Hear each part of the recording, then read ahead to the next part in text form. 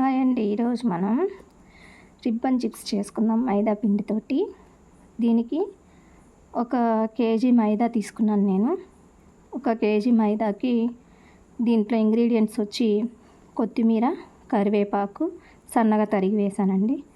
అలాగే ఎండుమిరపకాయలు కోర్స్గా గ్రైండ్ చేశాను అన్నమాట.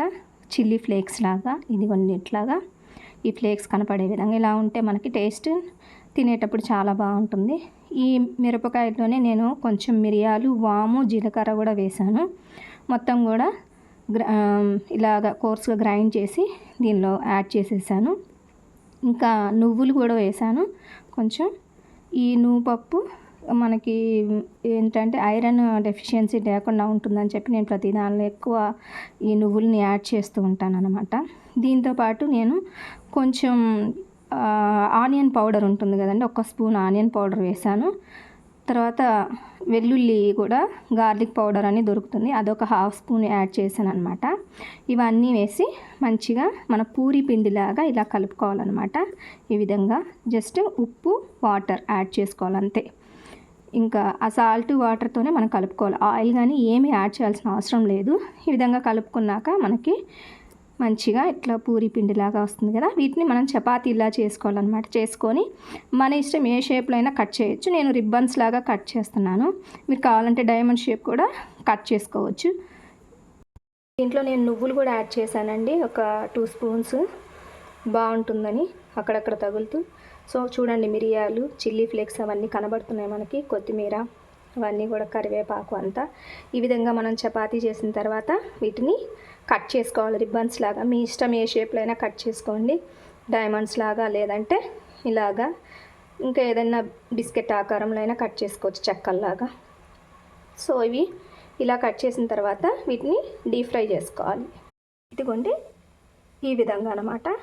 ఈ విధంగా కట్ చేసుకున్నాను నేను. ఇంకో కొంచెం పొడవు కట్ చేశాను, కానీ అది కొంచెం ఫ్రై అయ్యేటప్పుడు వంకర తిరిగిపోతున్నాయి, అందువల్ల కొంచెం చిన్నగా కట్ చేశాను అన్నమాట. పొడవుగా ఉంటే కొన్ని వేసుకోవాలి, త్వరగా అవదు పని, అందుకే నేను కొంచెం చిన్నగా చేసేసాను అనమాట. సో ఇట్లా ఈ విధంగా అనమాట. చూడండి, నేను చక్కగా కలర్ఫుల్గా కనిపిస్తున్నాయా మనకి. ఇవి తినేటప్పుడు కూడా చాలా బాగుంటాయి అనమాట. స్పైసీగా, సాల్టీగా, చాలా టేస్టీగా ఉంటాయి. ఈ విధంగా ఆయిల్లో మనం డీప్ ఫ్రై చేసుకోవాలన్నమాట మొత్తం. ఇవి మంచిగా క్రిస్పీగా చాలా బాగుంటాయి, పిల్లలు చాలా ఇష్టపడతారు అసలు.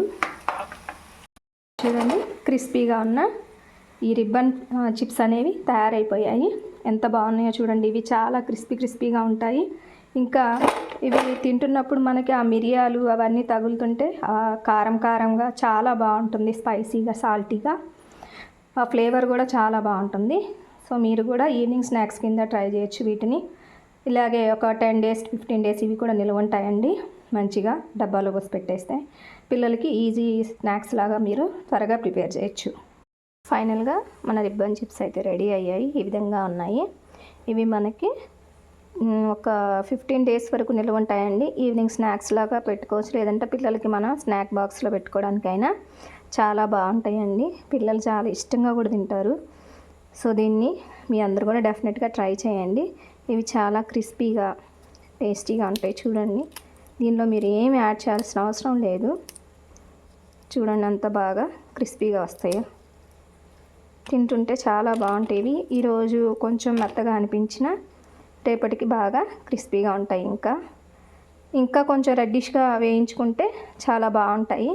మా పిల్లలకు కొంచెం ఈ విధంగా ఉంటేనే ఇష్టం. సో నేను అందుకని కొంచెం ఈ విధంగా ఫ్రై చేశాను అన్నమాట. చూడండి, మీరు కావాలంటే ఇంకొంచెం కలర్ వచ్చేదాకా వేయించవచ్చు. ఇందులో ఉన్నటువంటి వాము, మిరియాల పొడి ఇవన్నీ పిల్లలకి హెల్త్కి చాలా మంచిదండి. మీరు పిల్లలకి కనుక సొంటి ఇలాంటివి పెడుతున్నట్టయితే అలాంటివి అవసరం లేకుండా స్టమక్కి మనకి ఇన్ఫెక్షన్స్ లేకుండా క్లియర్ చేస్తుందండి. ఇవన్నీ కూడా తప్పకుండా పిల్లలకి చేసి పెట్టండి. Thank you. ఈ రిబ్బన్ చిప్స్ని మీరు కొంచెం కర్డ్ లేదంటే మెల్టెడ్ చీజ్ కానీ తీసుకొని దానిలో కొన్ని రెడ్ చిల్లీ ఫ్లేక్స్ యాడ్ చేసేసి, సాల్ట్ యాడ్ చేసేసి, కొంచెం కొత్తిమీర యాడ్ చేయండి దాని మీద. సో దాన్ని మంచిగా తీసుకున్నా బాగుంటుంది, లేదంటే మీరు సాస్ కానీ టొమాటో కెచప్ కానీ ఏదైనా సరే ట్రై చేయొచ్చు. చాలా బాగుంటాయండి. ఎందులో తిన్నా కానీ మనకి చాలా టేస్ట్ ఉంటుంది వీటికి. డెఫినెట్గా ట్రై చేయండి.